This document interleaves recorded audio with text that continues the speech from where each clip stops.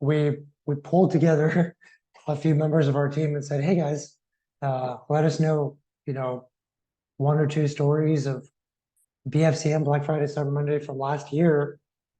You see anything that was like successful? Tell us what happened."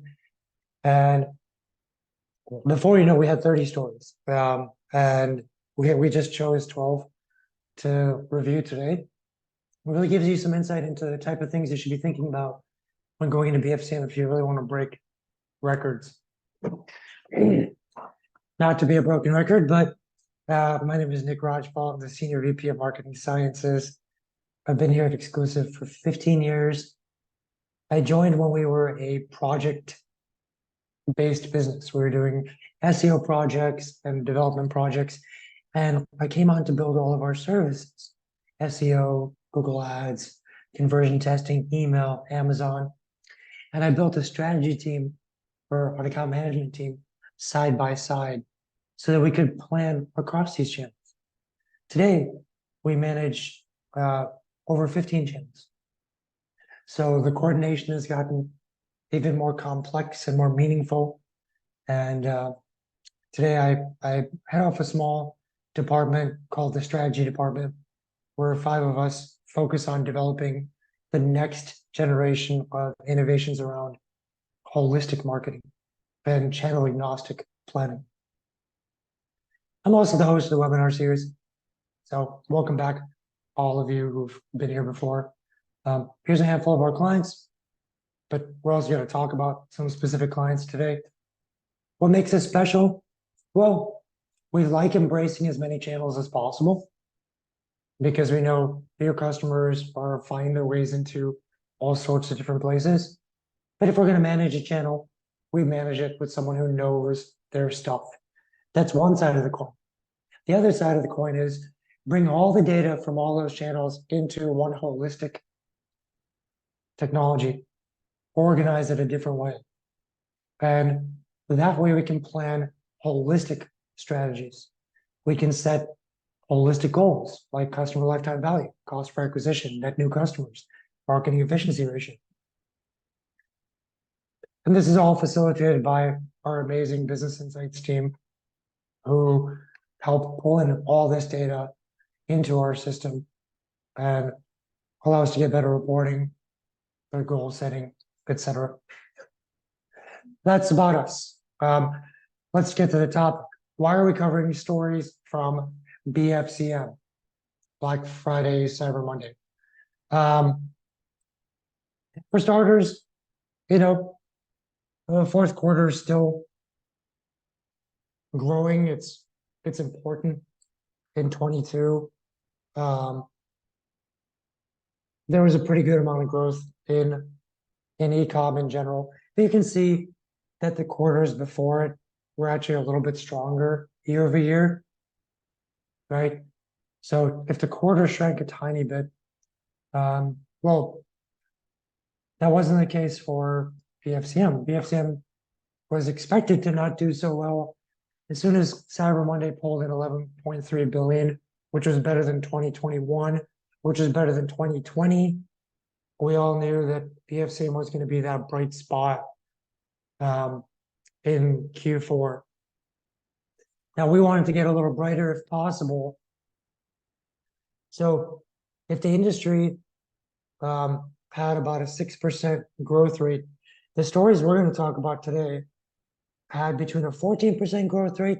It's really modest, but there was some cutting in terms of cost, so it was very profitable, all the way up to over 1,200% growth year over year for an established business in the tiny period of Black Friday to Cyber Monday year over year. So with that, let's see if we got a poll set up here, and hopefully this poll will give us a little bit of insight into how each of you did last year. So think about your Black Friday, Cyber Monday performance last year. Do you think it performed worse than the year prior? About the same? Better? See what your thoughts are. And with all the grumbling people had about how 22's economy was down, it'd be interesting to see how many of you actually perform better.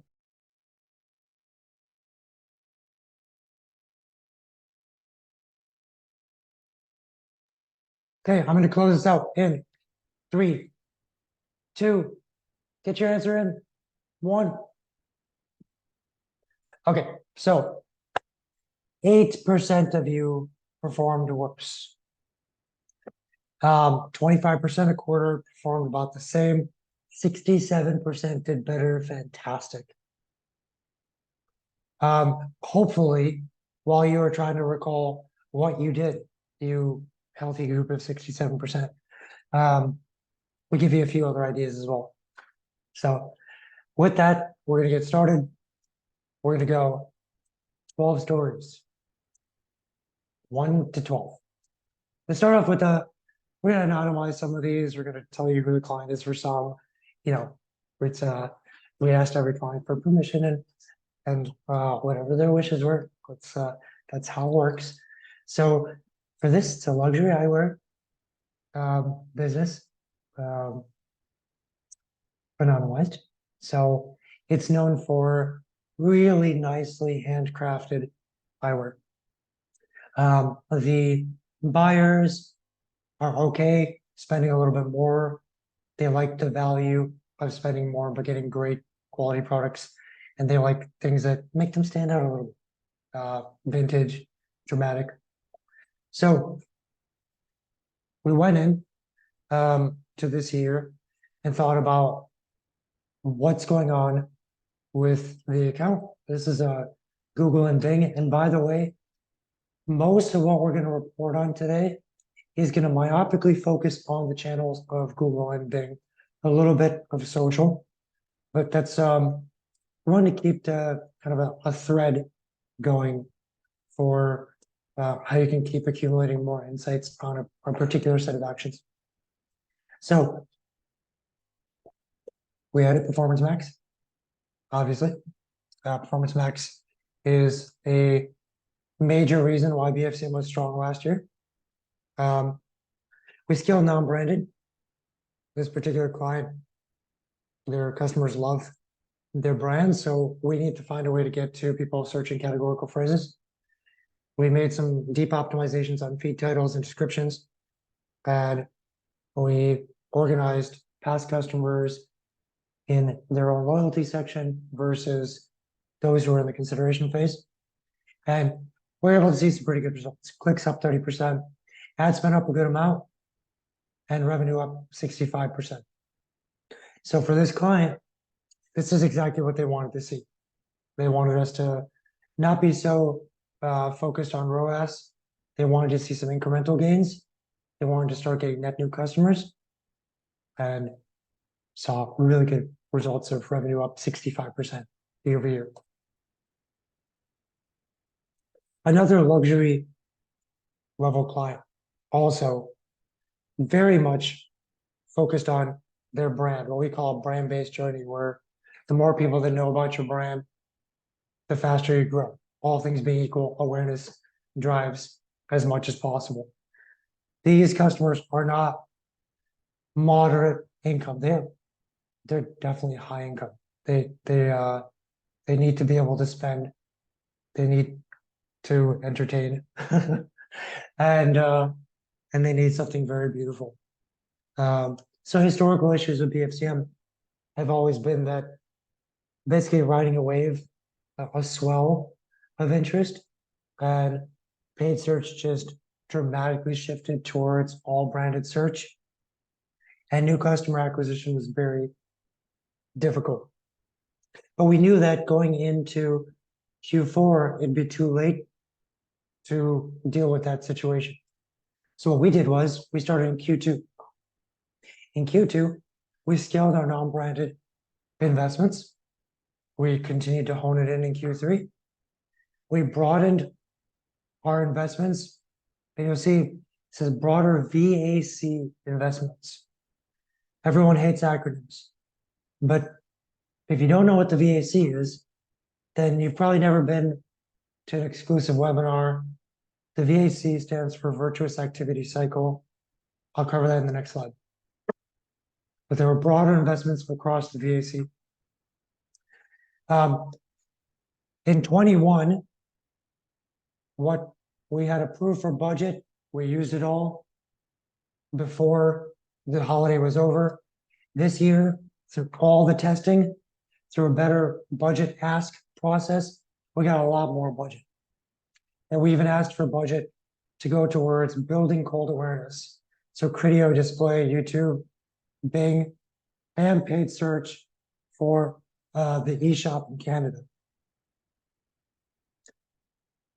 Ad spent up 2,000%. Does that matter when you get that many more new customers? Revenue was up 1,000%. Year over year, BFCM, that's how much we expanded outside of people who just knew about their brand. Revenue's up 11x. So what is this VAC? The VAC is reminiscent of a funnel. Right there are the elements of a funnel.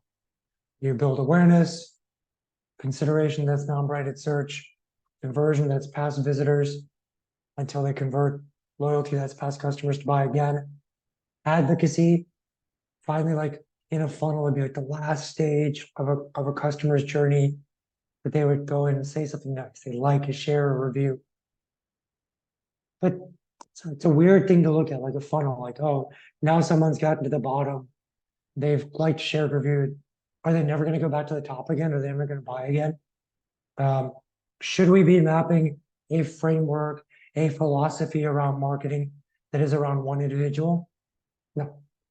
What we want to know is, how does marketing spin the flywheel of your business?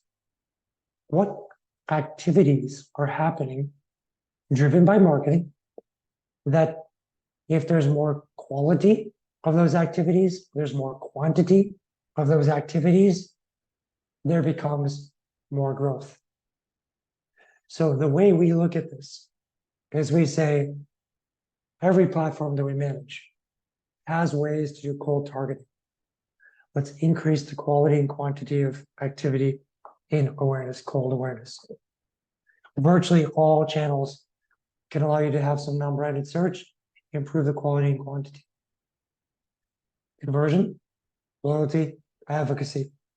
Keep driving more activity. And all of these activities will grow your business faster. They will support each other in a virtuous way. It's diversified. It's not single-pronged. So all of our planning goes into this type of approach. And again, it's a virtuous cycle based on improving the quality and quantity of different activities. We call it the VAC.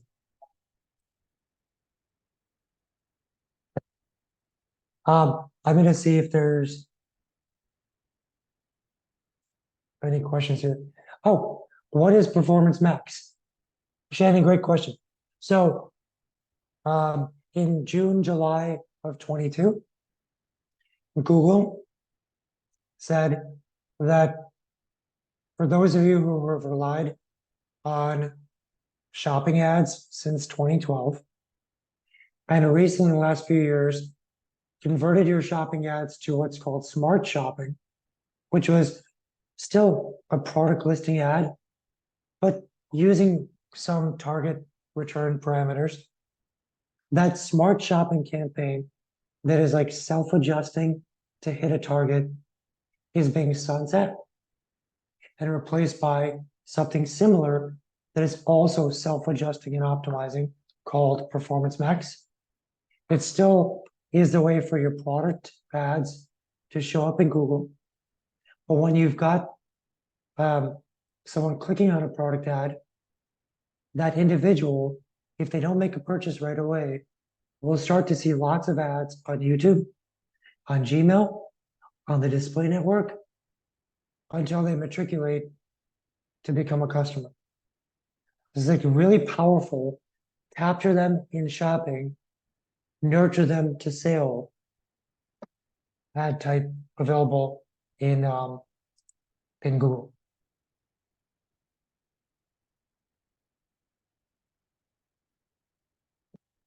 Okay, I'm gonna take one more question real quick here from Daniela. Hi, Daniela. As a marketer, I think where I struggle the most is understanding how much I should invest in each of these objectives. Business goals are not that clear. Usually I only get a percent in revenue growth as a goal. And with that number, I have to determine how to diversify the marketing budget. So we've developed for our clients rules and models around how to invest in the 5 different desired outcomes of the VAC to drive towards particular goals. So, for example, if we want to decrease the marketing efficiency ratio, that's your percent of revenue invested into marketing, but you want that to keep going down. In the VAC, we say, let's invest more in conversion and loyalty. Usually an increase in conversion and loyalty will decrease MER. But there's other goals like customer lifetime value, cost per acquisition, and net new customers. Those are what we call the long-term goals. Marketing efficiency ratio, short-term. The other 3 are long-term. And there's allocations across the VAC to hit those. Daniela, if we get a chance to work together, it's something that we're going to revisit on a quarterly basis with you. Greenhouse Megastore. They're an online retailer for greenhouse. Been around for a long time. They're known for being kind of a leader. People in their space know them well. It's mainly people doing their own gardening or garden nurseries.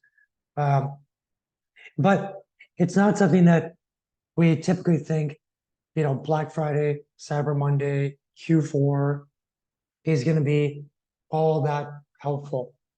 But what we did was we aimed to see, can we make improvements throughout the year that will set us up for a better Q4.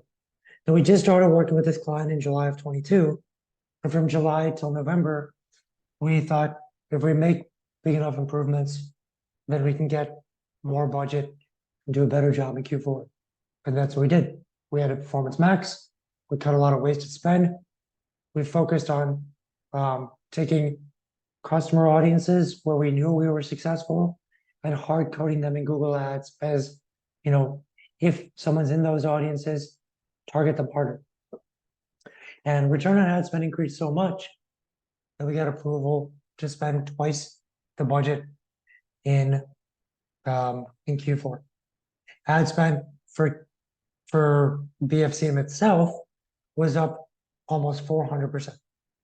And revenue was up almost exactly the same percentage.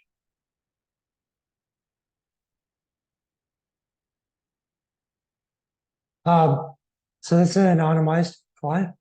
The client sells something that could be and should be successful in the Q4 time. They're rum cakes. They're Caribbean rum cakes that people really like, very flavorful. And it's something that people would bring as a gift or as kind of a, I'm going to a party, this is going to spice things up. So what we wanted to do is have a really good balance between paid and product, paid and social. So the paid side would bring in people who are qualified. This is consideration marketing, right? Someone's typing in something relevant to the category. We show up, we get the click. So a lot of extra ad spend in that area, driving up conversions. But revenue is only going to go up so much. Where a lot of revenue came from instead was increasing our frequency and reach on social using remarketing. So we kind of tightened up our ad spend around a more concentrated group of people who showed interest, and we smattered them with spontaneous messaging. Lots of BFCM messaging, and promotions. I'll get to what spontaneous messaging means because it's part of the consumer behavioral sciences. But first, I'll talk about another client that used a similar approach, Label Perfume. So Label sells luxury perfumes. People want certain brands. They want really good prices on them. So in this year, we thought, let's just break all records. So we increased spend quite a bit, for sure. PMAX allowed us to let Google choose when to show products based on the keyword, based on product scarcity, based on conversion rates. So kind of using the AI behind Performance Max to kind of work with the ebbs and flows in that market. But we also, once again, kept hitting people who brought some interest to the table to kind of tip them over the edge with spontaneous messaging. So what exactly is spontaneous messaging? In the science of consumer behavior, there are 4 ways to take a segment and message to them to encourage them to take action. Some are like longer term processes. Someone's going to make a decision. They need a lot of hand-holding. That's social, lots of reviews, calling customer service. Methodical is usually, I have a need. It's super specific. I want to buy it. Not great for BFCM. Competitive is building a lot of interest in something that is never going to be discounted until you pass a certain threshold and finally buy it. Spontaneous is impulsive.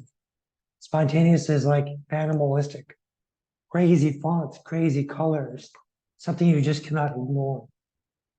And when we try to take a segment like gift buyers and hit them with spontaneous messaging, we've developed a library of spontaneous tactics that we can pull from. And we can use these as we need for that particular segment while still treating your other segments in a different way.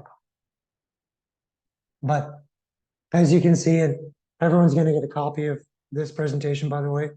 Everyone can see the recording. Some of the best spontaneous tactics. First purchase offer, you never bought from us, here's a discount. A mega sale, the whole world is buying from us right now, you better buy too. New products, and that's for loyal buyers. Low supply, that drives people towards, well, I like this, but I'm such a big fan of this brand. If that's a new product that's limited, that's where you get phenomenons where like people are standing outside the door of their favorite brand all night long just to get in and buy the limited sneakers that are being sold. Flash sales with a timer, any limited supply that you can hit back with email and SMS. Very aggressive color palettes and fonts. Loyalty programs that kind of drive past customers. Countdown carts in general. We've been testing these for 15 years. They work really well. Cart abandonment, big discount in email or SMS, and free bonuses, which actually works really well in the perfume space. For anyone who's ever bought a perfume for Christmas, you probably have the gift that came with it still, or regifted. Okay. Number 6, Indigo Wild.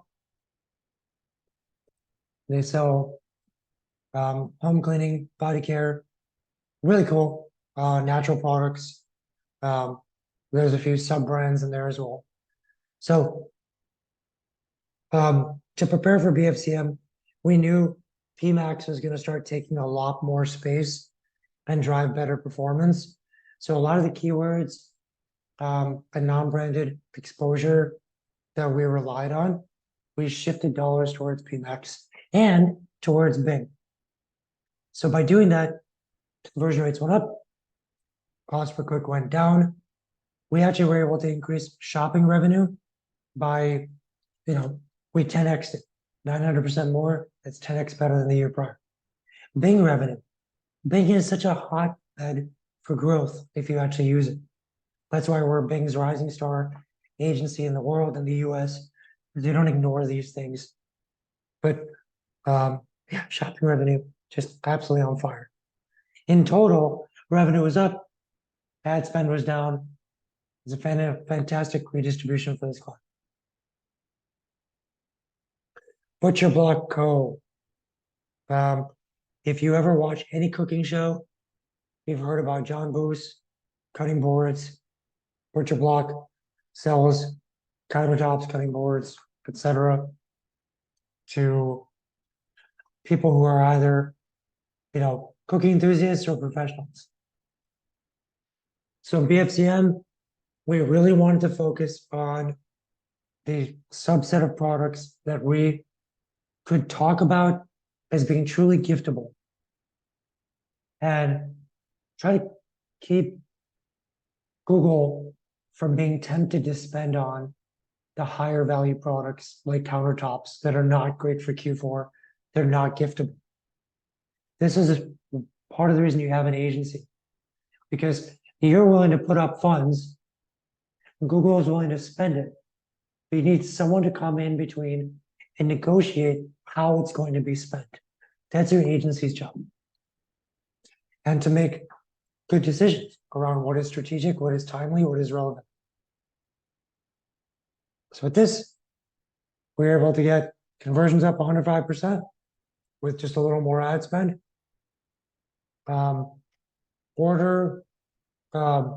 Revenue per order up 23%. We even got more phone orders, which is fantastic.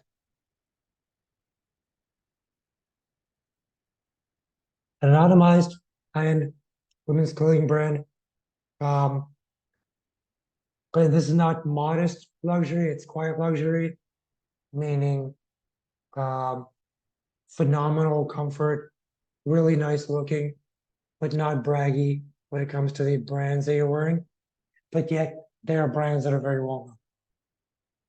So the thing is, there's a lot of loyalty to this reseller, this kind of department store online. So what we did was we really wanted to increase our awareness and consideration. So we expanded YouTube to get a little bit more awareness amongst a perfectly targeted audience. Also YouTube to remarket to past visitors who've never bought before, to try to get them a little bit more impressed by this website.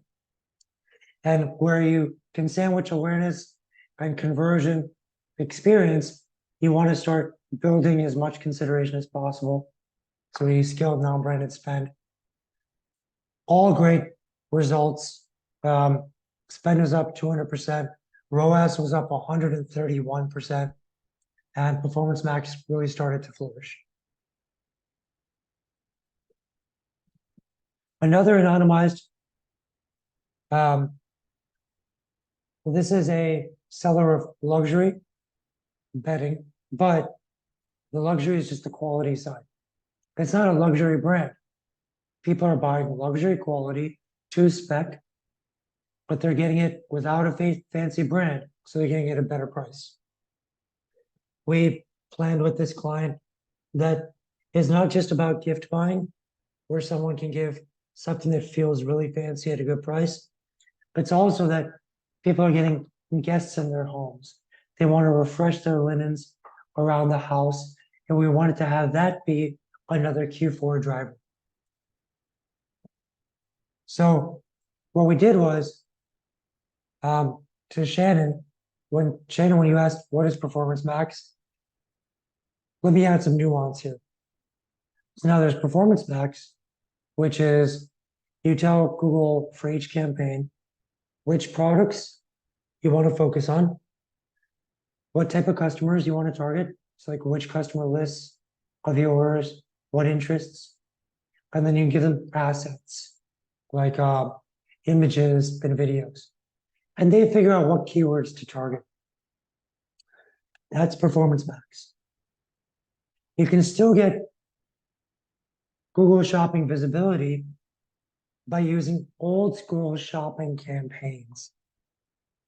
Old school shopping campaigns don't have remarketing and images and things like that, but through a tactic called search query funneling, which is like really, it's not black hat, but it is something that if you know how to use it, it's pretty phenomenal. Through search query funneling, you can tell Google, for this Google Shopping ad, for this product I want to target, this keyword, very specifically.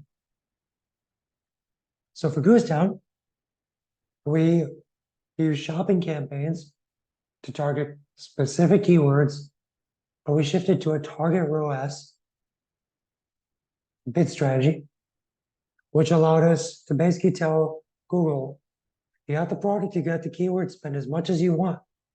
But you got to stay within the ROAS target. And it immediately starts to scale your visibility for those keywords. How do you know that? Google doesn't tell you all these things. These are the things that you have to master. Google gives you tons of audience targeting, tons of ad types, all the flexibility in the world. It's through, 30 years of testing like we've done, where we can figure out the combinations and the cocktails of decisions that yield the most control, that yield specific outcomes that can be deployed whenever we want to. When we're in this challenge, we know exactly what to do. So that's shopping. We also added PMAX, but for sheet sets. And with the sheet sets, we let Google go ahead and respond to the ebbs and flows of competitors adding and removing products, creating vacuums and saturation, etc. PMAX does a really good job of that. Shopping stays single-mindedly focused on maximizing visibility for specific keywords. PMAX kind of goes with the ebbs and flows to try to figure out which product to which keyword, which product. And there's a lot of volatility there. Another one of our clients sells Wagyu meats. When we say they are high end, what we mean is everyone's plate of steak that they're eating costs several $100s worth per plate. And you're just buying the meats. Cook it yourself. But we knew that there's always a market for this. We were going to see some gifting, very thoughtful gifting that was going to happen in this sector, and a lot of really posh hosting and entertainment. So we asked the client, let us decrease our return on ad spend goals. We want to go much bigger this year. We're going to be a little bit more myopic in our focus on holiday gifting and not people buying for themselves, holiday gifting and holiday entertainment. And by relaxing ourselves on return, clicks up were almost 300%. And it drove a swell of conversions. Why is this so important? Because when you have such a high value product and you have come to believe that you are in a tight niche, to challenge that and increase your conversion rates by 2.5x, drive almost 3x revenue. All those beliefs, all those sacred cows of your planning, slaughtered, gone. It's important to challenge. Here's another client where, honestly, they did not think that they could make a fuss in BFCM. They sell performance parts for cars. Typically, the people buying are People who know their cars so well that they know exactly what they want. But somewhere in a subset of products, there were giftable items. And we challenged the client to let us try to focus on these giftable items. They said, fine, we can even relax our return on ad spend target, but you got to stay above a 26-to-1 return. So, okay, a little relaxed on ROAS, but still at least a 26-to-1 return. Drove more than triple revenue in BFCM, revenue up 230%, stayed above a 26-to-1. Pretty phenomenal. Final here is Juggernaut case. For Juggernaut, they sell phone cases. Great gift, but so specific. It's that's got to fit your phone, exactly the phone, the model, etc. When you have something like that, shopping campaigns, not PMAX, is a better tool. Because you can say, only show this product for iPhone Pro Max 14, right? Very, very specific. And through search query funneling, we can tell Google, like, here are the specific keywords. And through this funneling concept, it just fuels all the ad spend towards only those specific keywords. But we got more aggressive. We set aggressive manual CPCs and ROAS, return on ad spend. 2 days before Thanksgiving, 3 days before Black Friday, they went live with a brand new site. So we had to adapt all of our ads to this, but we still crushed it. Ad spend was up over 500%. Revenue was up over 1,200% year over year. We know how to do BFCM for this brand now. What's interesting with BFCM is it doesn't just impact Friday through Monday. It has lasting effects. So let's revisit some of these numbers. So Juggernaut case in BFCM, 1,250% increase. That allowed Q4 to do 180% better. But it also brought so many more buyers in. Imagine you bought one of these as a gift.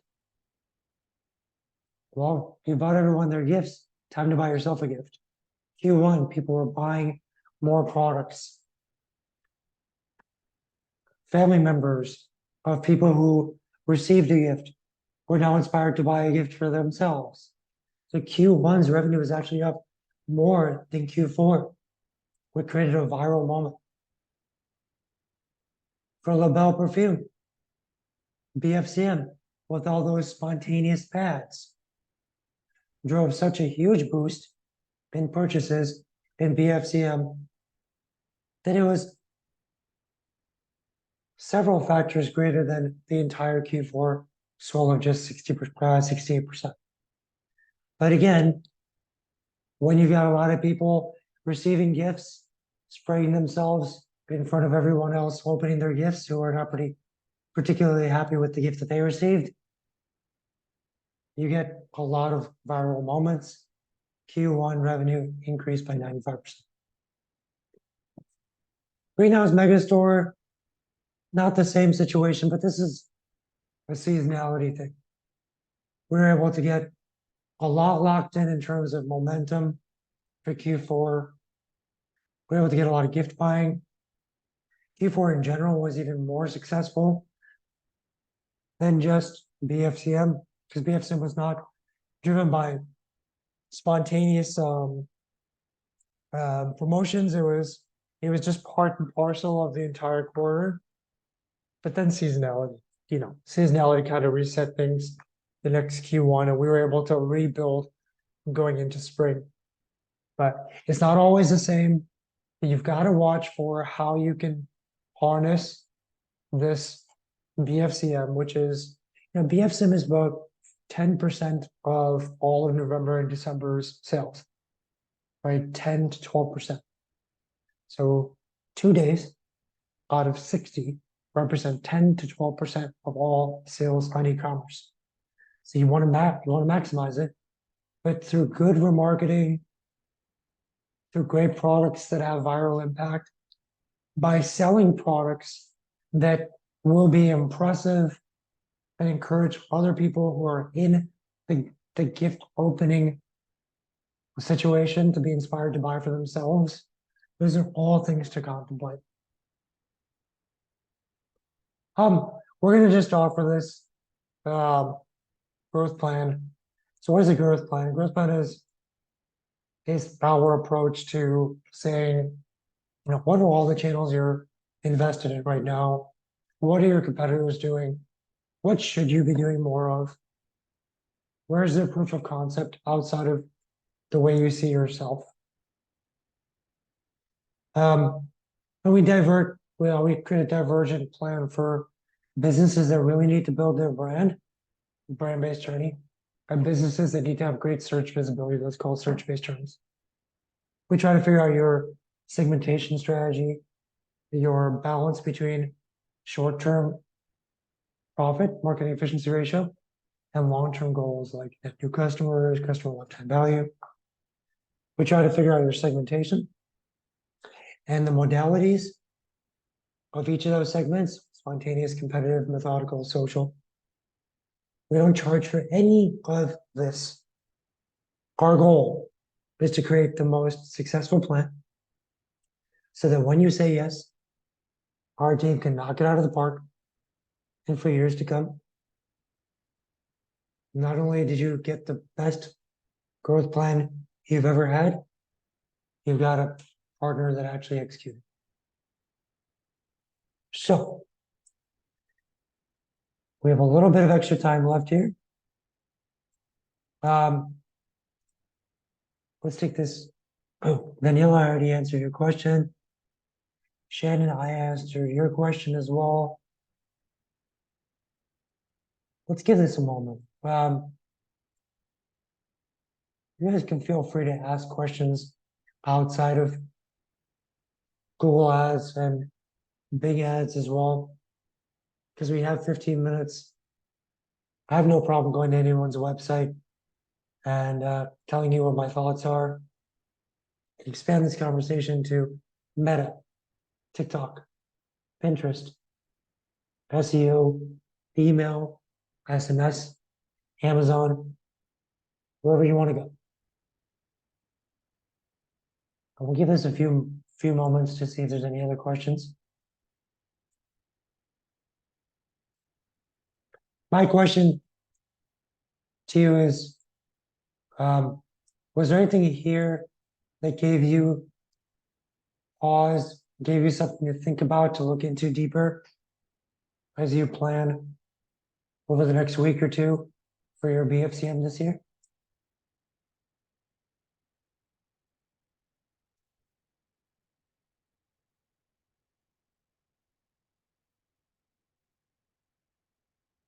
There's one question. Have you seen any shifts in BFCM promotion strategies? Like, besides discounts, what else can brands bring to the table? Yeah, Daniela, I love that question. And I will go back to the spontaneous modalities checklist on that. It's never too early to test some variations on how to drive responses. So even using tactics that could be a little more evergreen, like you looked at a product, it is now limited, there are 2 products left, price point just dropped. Flash sale. Flash sales can be targeted. A flash sale can happen to someone within 24 hours of them abandoning cart, and they can feel like it's a flash sale. Everyone is celebrating at the moment, but it's really just to them. And Do you need to coordinate some technology to make that happen? Klaviyo is fantastic at making that happen. How important is SMS within a communication strategy? How would you tell a brand? What would you tell a brand who isn't using SMS within their marketing strategy yet? So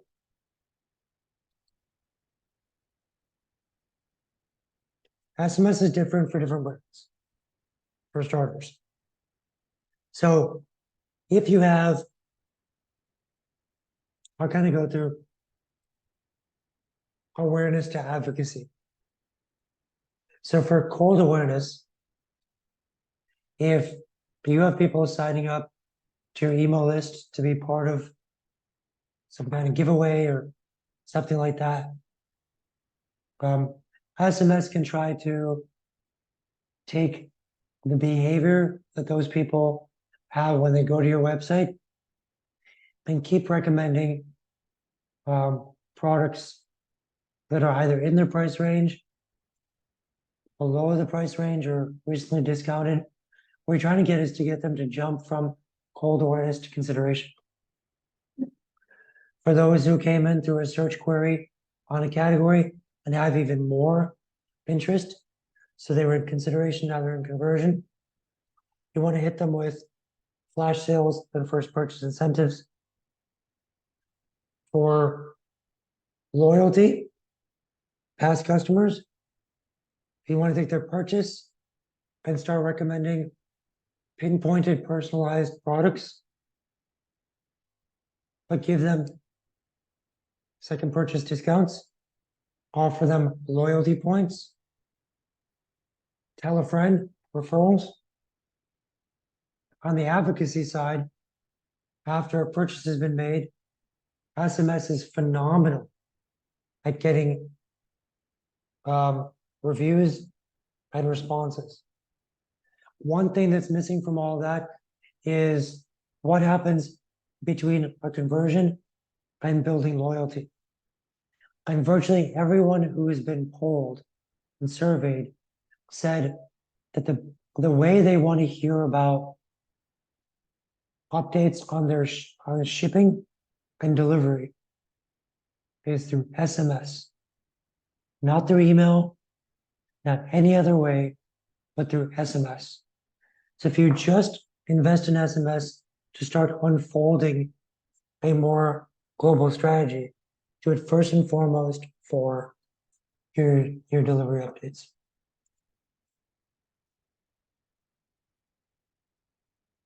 I don't see any other questions. I do hope that this was inspiring. I hope you guys have some new ideas going into Q4. Happy to keep these conversations going.